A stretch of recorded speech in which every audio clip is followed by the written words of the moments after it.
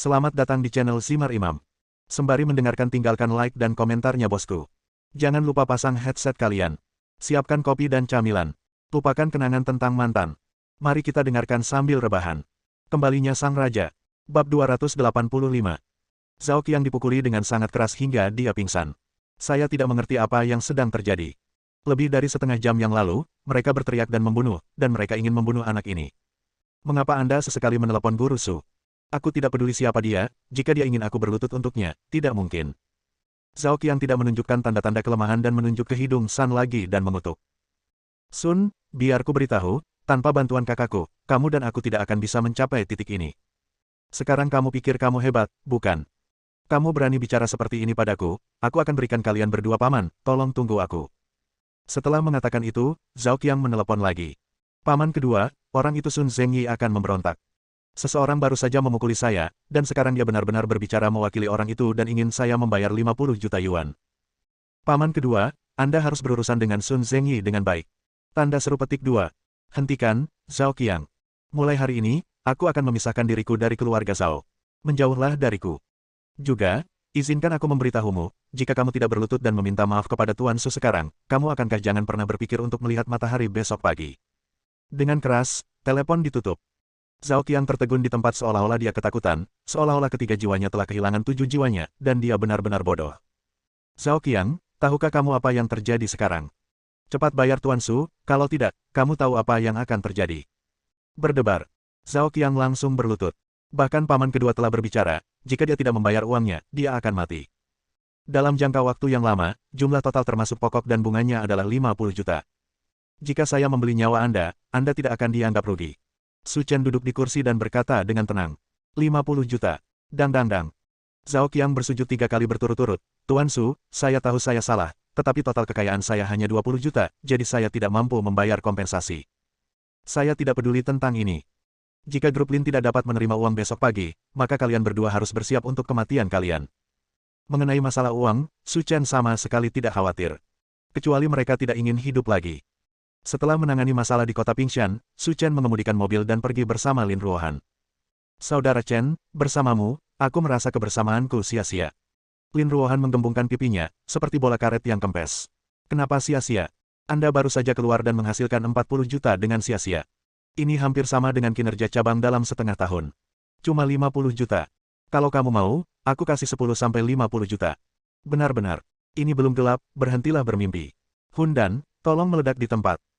Melihat Su Chen dengan tatapan buruk, Lin Ruohan tiba-tiba tergerak pikirannya, mengeluarkan eyeliner dari tasnya, menggambarnya di depan Su Chen, dan kemudian berkata sambil tersenyum buruk. Saudara Chen, jangan bergerak. Kamu terlihat sangat tampan saat mengemudi. Akan lebih baik lagi jika kamu mengizinkan aku merias wajahmu dengan cantik. Setelah mengatakan itu, Lin Ruohan mengambil eyeliner dan mendekati Su Chen, dan ekspresi wajahnya menjadi semakin bangga. Anda sedang mengemudi, biarkan saya melihat bagaimana Anda menolak. Tepat ketika Lin Ruohan berpikir bahwa Su Chen tidak dapat melawan dan dia akan berhasil, dia tiba-tiba melihat Su Chen mengulurkan tangan dan menekannya.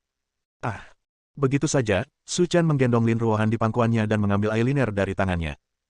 Saudara Chen, kamu sedang mengemudi, kamu tidak bisa melepaskan tanganmu dari kemudi.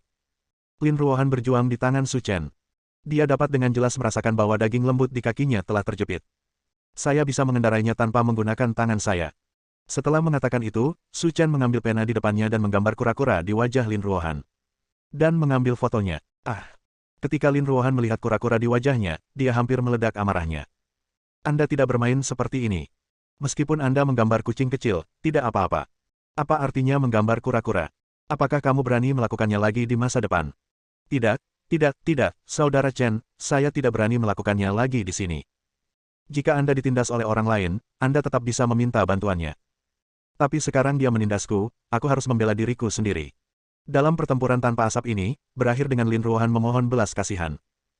Memegang cermin rias dan melihat dirinya di cermin, Lin Ruohan menatap Su Chen dengan tatapan buruk untuk waktu yang lama, jelas masih marah. Lihat kura-kura yang kamu gambar. Ia bahkan tidak menggambar satu kaki pun. Ia bahkan tidak memiliki akal sehat. Kebaikan. Su Chen sedikit kecewa. Sekarang bukan waktunya berdebat apakah akan menggambar kaki atau tidak. Mengapa sirkuit otaknya selalu aneh? Tidak bisakah kamu berpikir seperti orang dewasa? Ambil ini. Su Chen mengeluarkan 2 paket, satu besar dan satu kecil, dari kotak penyimpanan di dalam mobil, lalu menyerahkannya kepada Lin Ruohan. Kebaikan. Apa ini? Ketika saya pergi ke sana sebelumnya, saya membunuh seekor ular. Kelihatannya cukup bagus, jadi saya meminta seseorang untuk membuatkan dompet dan tas kulit ular untuk Anda. Petik 2. Bunuh seekor ular. Otak Lin Ruohan hampir mati. Ini sungguh alami. Lin Ruohan sangat senang saat melihat dompet dan tas tangan kulit buaya. Dia bahkan tidak peduli jika wajahnya dilukis kura-kura. Saudara Chen, kapan kamu akan pergi ke Afrika? Ada apa? Kudengar banyak buaya di sana, dan aku juga ingin yang terbuat dari kulit buaya. Su Chen. Hei, Saudara Chen, kamu tidak akan pergi jika kamu tidak ingin pergi. Kenapa tiba-tiba kamu mempercepat? Untuk seseorang seperti Lin Ruohan, yang biasanya hanya berkendara sejauh 60 mil, Su Chen menginjak pedal gas hingga 200 mil, yang hampir membuat hatinya takut. Jangan gugup, sepertinya ada yang mengikuti kita. Apakah seseorang mengikutimu? Lin Ruohan berkata, bukankah kamu mengirim banyak orang untuk melindungiku? Mungkinkah mereka? Tidak. Melihat orang-orang yang mengikutinya bukan kelompok yang sama seperti sebelumnya, Lin Ruohan juga menjadi gugup dan buru-buru bertanya. Saudara Chen, apa yang harus kita lakukan sekarang? Apakah ada orang yang dikirim oleh Zhao Qiang dan yang lainnya? Mereka tidak punya nyali. Setelah mengatakan itu, Su Chen dengan lembut meletakkan tangannya di punggung Lin Ruohan, dan perlahan menyuntikkan udara putih hangat dari tubuhnya ke tubuhnya. Saudara Chen, kenapa kamu? Sebelum Lin Ruohan selesai berbicara, dia merasakan kelopak matanya semakin berat, dan dalam beberapa detik, dia tertidur lelap. Saat ini, Su Chen menghentikan mobil dan keluar dari mobil. Sekitar beberapa detik kemudian, sebuah sedan Mercedes-Benz hitam berhenti. Dua pria lanjut usia turun dari mobil, memandang Su Chen dan berkata, dia memang orang nomor satu di selatan Sungai Yangtze. Saya sangat mengagumi wawasannya. Bab 286. Siapa kamu? Kamu sudah lama mengikutiku secara diam-diam. Apa kamu tidak lelah? Izinkan saya memperkenalkan diri terlebih dahulu. Saya adalah pemimpin sekte dari Sekte Beiming, Yuan Donghai, dan ini adalah tetua agung kita, Wang Zhaotong. Yuan Donghai mengelus jenggotnya dan berkata. Su Chen mencari dalam benaknya. Sudah lama sekali dia tidak datang ke Yang, tapi sepertinya dia belum pernah mendengar tentang Sekte Beiming. Kalau begitu aku sangat ingin tahu apa yang kamu inginkan dariku setelah kamu mengikutiku begitu lama. Sederhana saja. Seseorang ingin membeli kepalamu, jadi inilah kita berdua. Ada terlalu banyak orang di dunia ini yang ingin membeli kepalaku. Kalian berdua mungkin tidak cukup. Pada saat ini, 4 suara rem keras terdengar, dan kemudian berhenti di sebelah Yuan Donghai. Dia melihat 2 pria dan 2 wanita keluar dari mobil. Yang termuda berusia 50-an, dan dari penampilan mereka, Su Chen sudah menilai bahwa mereka semua mungkin satu kelompok. Tuan Klan Yuan, kalian benar-benar berpikiran cepat. Kalian bergegas setelah hadiah dibagikan. Saya sangat mengagumi Anda. Shen Qingyan, seorang wanita parubaya yang juga pemilik sekte Jiangnan Qingyan, berkata. Haha, pihak lain mengeluarkan batu linglong, jadi tentu saja sekte Beiming kita harus berjuang untuk itu. Tetapi melihat situasi saat ini, kami mungkin mengecewakan Anda. Untungnya, kita tiba tepat waktu. Jika beberapa menit kemudian, kamu mungkin telah membunuh anak ini. Itu tidak menyenangkan. Bi Yuntian, master dari sekte raksasa, mendengus dingin. Melihat bebek di tangannya terbang, ekspresi Yuan Donghai menjadi sangat jelek. Dia menjentikkan lengan bajunya dan mendengus dingin. Sekarang semua orang sudah bersama, mari kita cari solusi bersama. Hanya ada satu batu linglong. Harus ada keputusan akhir siapa yang akan mengambilnya. Pertanyaan Yuan Donghai juga ingin ditanyakan orang lain. Sekarang 5 sekte besar ada di sini, tentu saja tidak menjadi masalah untuk membunuh anak laki-laki di depan mereka. Namun pertanyaannya adalah, bagaimana cara membagi batu-batu indah itu? Tanda seru. Mari kita bekerja sama untuk membunuh anak ini. Jika saatnya tiba, bagilah batu linglong menjadi 5 bagian agar bisa dibagikan secara merata. Sekte raksasa. Meskipun semua orang ingin memonopoli batu linglong, mereka tidak memiliki kemampuan untuk saling memeriksa dan menyeimbangkan, sehingga mereka dapat memilih metode terbaik kedua ini. Oke, sekarang kita sudah menemukan caranya, mari kita mulai dan jangan buang waktu. Sebelum saya datang ke sini, saya ingin membunuhnya, tapi sekarang, saya agak enggan melepaskannya. Orang yang berbicara adalah wanita lain di antara 5 orang itu. Berpakaian merah, dia menawan dan mempesona. Karena kultivasinya, dia terlihat cukup muda, namun nyatanya, usianya sudah lebih dari 50 tahun. Nama wanita itu adalah He Yuqiong, dia adalah kepala sekte Jiangnan Loying dan wanita aneh bersama Shen Qingyan. He Yuqiong, kamu tidak akan melakukan ini lagi, kan? Apa yang bisa saya lakukan? Saya tidak percaya Anda tidak akan tergoda oleh pemuda tampan seperti itu. Saya, Shen Qingyan, telah berkultivasi selama bertahun-tahun. Saya menjadi tenang dan tidak lagi memedulikan masalah antara pria dan wanita. Tapi izinkan saya memberitahu Anda, meskipun Anda bersalah atas kebiasaan lama Anda, anak ini harus mati hari ini. Petik 2. Aku tahu itu, kata He Yuqiong dengan menyesal. Bagaimana kalau begini, izinkan aku membantu dan maju untuk membunuhnya. Mereka semua adalah orang-orang dari sekte dunia tersembunyi.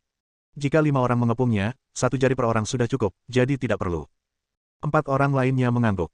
Mereka adalah orang-orang dari sekte dunia tersembunyi, dan yang berperingkat paling rendah semuanya adalah tetua. Dalam penilaian dunia sekuler, mereka semua adalah orang-orang besar yang telah melihat awal tetapi belum melihat akhir. Sekarang, orang-orang ini datang dan mengepungnya sendirian sudah dianggap sebagai tontonan di dunia seni bela diri. Jika 5 orang lagi menyerang bersama, mereka akan terlalu meremehkannya. Lagi pula, jika kelima orang itu mengambil tindakan, masalahnya akan diselesaikan dengan satu gerakan, dan jika He Yuqiong mengambil tindakan, masalahnya akan diselesaikan dengan satu gerakan. Bunuh saja dia dan hanya itu. Tidak ada hal lain yang penting. Anak muda, aku benar-benar minta maaf. Kakakku tidak ingin membunuhmu, tetapi seseorang menawarkan harga tinggi dan ingin membeli kepalamu, jadi aku tidak punya pilihan selain kasihan padamu. Kata He Yuqiong dengan alis halus. Meski masih ada kecantikan dalam dirinya, memikirkan usianya yang sudah lebih dari 50 tahun masih membuat orang merasa mual. Petik 2. Katakan padaku siapa yang memintamu untuk datang. Jika kamu memberitahuku, aku bisa meninggalkanmu seluruh tubuh. Masalah ini masih melekat di benak Su Chen. Dia bisa mendorong orang dari 5 sekte besar untuk membunuhnya sekaligus. Maka status orang dalam kegelapan mungkin sangat tidak biasa. Tinggalkan aku seluruh tubuh. Ekspresi wajah He Yuqiong tiba-tiba membeku. Dihadapkan pada pesonanya sendiri, dia tidak mengambil umpan, yang mengejutkan He Yuqiong. Anak muda, saya tahu bahwa Anda adalah tokoh baru yang sendirian menindas seluruh dunia praktisi sekuler di Provinsi Jiangnan, tetapi Anda tampaknya belum mengetahui identitas kami. Kami yang berasal dari sekte tersembunyi, dan mereka yang orang-orang di dunia sekuler berbeda. Suara, desir. Su Chen mengulurkan tangan dengan langkah cepat, meraih leher He Yuqiong, dan mengangkatnya dengan paksa. Kamu memang lebih kuat dari semut-semut di dunia sekuler, tapi bagiku, kamu semua sama saja. Satu-satunya perbedaan adalah antara semut dan lalat. Selama aku mau, aku bisa membunuh kalian semua dengan satu gerakan. Begitu dia selesai berbicara, Su Chen mengerahkan kekuatan dengan tangannya yang besar, dan terdengar suara, klik dan leher He Yuqiong langsung terpelintir. Dengan meninggalnya He Yuqiong, jalan raya menjadi sunyi. 4 sekte yang tersisa semuanya memandang Su Chen dengan mata terbelalak dan ngeri. Di antara 5 sekte, meskipun He Yuqiong adalah yang terlemah, tidak ada alasan untuk dibunuh olehnya dalam satu gerakan. Lagi pula, dia juga orang setingkat Wu Zong. Bagaimana dia bisa begitu rentan? Katakan padaku, siapa yang mengirimmu ke sini? Katakan padaku sekarang dan aku akan memberimu seluruh tubuh, kalau tidak aku akan menghancurkan seluruh keluargamu. Menghadapi Su Chen yang pembunuh, semua orang yang hadir tidak dapat menahan detak jantung mereka, dan mendengar Shen Qingyan berkata. Semuanya, anak ini layak menyandang gelar master terbaik di Jiangnan, dan dia masih memiliki kekuatan. Kita pernah meremehkannya sebelumnya, jadi sekarang, tidak perlu bersikap lembut, ayo kita bertindak bersama. Metode Su Chen mengejutkan semua orang di 4 sekte besar, dan mereka harus berhati-hati. Wosh! Beberapa sosok melintas. Orang-orang dari 4 sekte besar mengepung Su Chen. Seperti yang diharapkan dari orang nomor 1 yang baru dipromosikan di Jiangnan, izinkan kami meminta nasihat hari ini. Bersambung.